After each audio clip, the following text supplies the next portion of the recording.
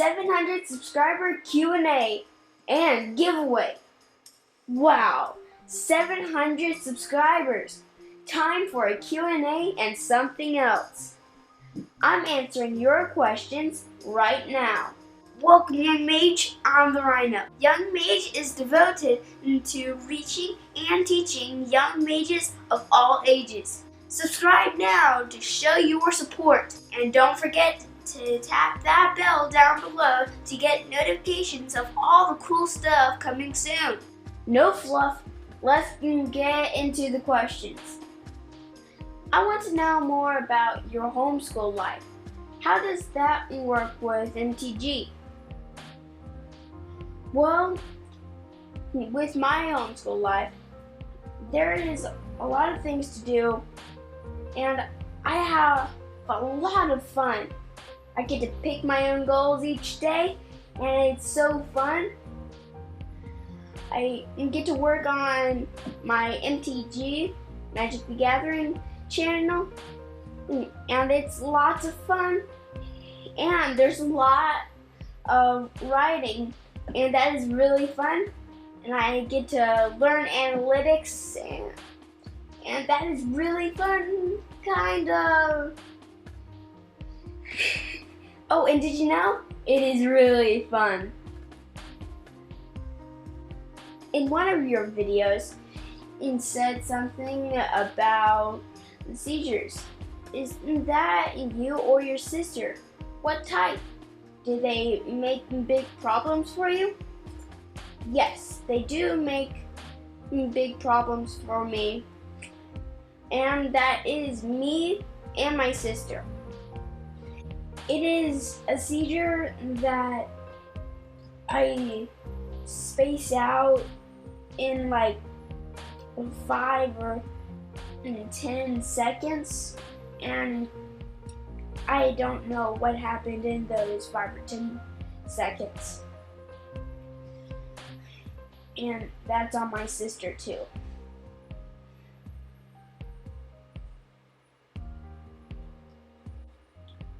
What is your ultimate MTG goal? My ultimate MTG goal is teaching and reaching new players of all ages, and I want them to learn Magic and have a lot of fun. There's no reason not to change that. Are you going for the Pro Tour, or do you want to be the biggest YouTube channel for MTG?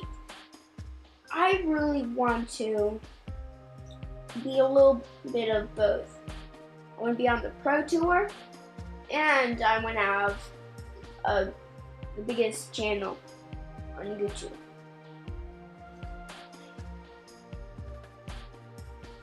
Tell us more about your gold medals. Well, because of my seizures, I got into Special Olympics, and these are my gold medals. And silver.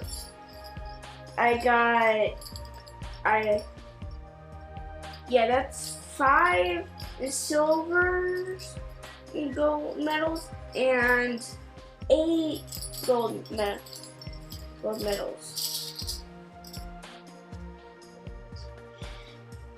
I got them in equestrian and swimming.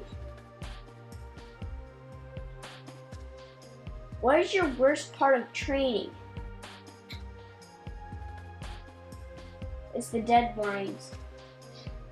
Every time we plan something, we miss deadlines, and I just don't like missing deadlines. If you were older, I would want to know, what do you do for a living? What does Papa Mage do for a living? Not much. Okay, what do I do for a living? Well, I have been a programmer professional for a few years. Basically, since I was 14, which was a long time ago. I am one of the original web developers, and a lot of people will go, well, what do you mean original? Well, what I mean is I had the third website, as in number 3. I helped develop the first web browser. I used to work out at NASA as a contractor. I used to work at the Air Force as a contractor, Joint Forces Command as a contractor. I worked with a bunch of businesses, little businesses, big businesses, and now I pretty much freelance, and I have a number of clients that I maintain their sites, I build sites, I do things as needed, and it allows me to spend a lot of time with my kids and teach them, and I can help work on the channel with Rhino here. Yeah. So that's what we get to do most of the day. Sometimes it pays well, sometimes it pays less than that. A lot less than that. Yeah.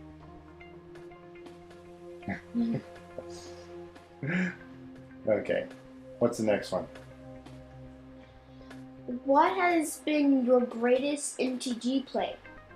Answering from both Young Mage and Papa Mage. Well, my best MTG play was with my Pummeler deck. And once I walked into the store, my local game store, I just surprised everyone there, and I just pummeled them to death.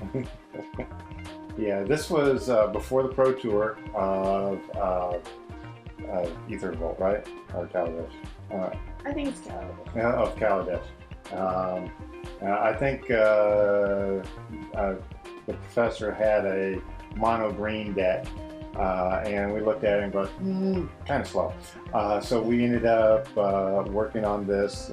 Rhino here had the idea of using the Pummeler, and he went in that week and I destroyed everyone. he destroyed everyone. We had 4 copies of the electrostatic Pummeler at the time, and pulled in a bunch of other things, and I think we did a video about it, or we posted something on Twitter, and then I don't know, a week or 2 later was the Pro Tour, and hey, it was a thing.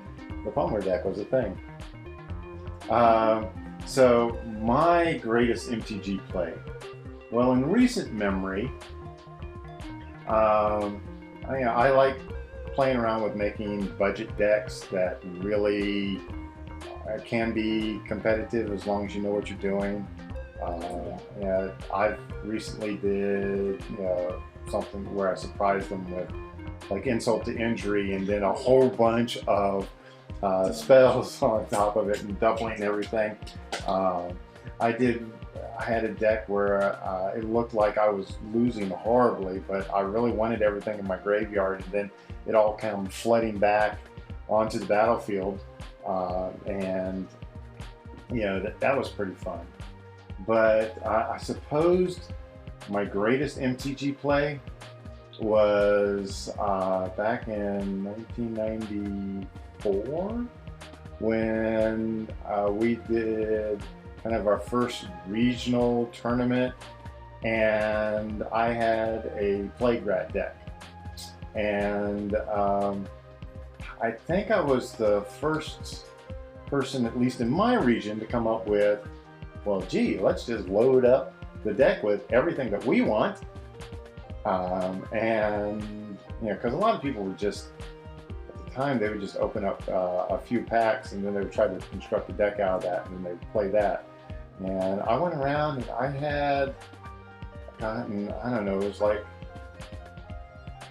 20, let's see, back then it was a 40 card deck, I think. So I'd gotten like about 20 Plague Rats, and I put them in my deck. That was before the 4 card limit.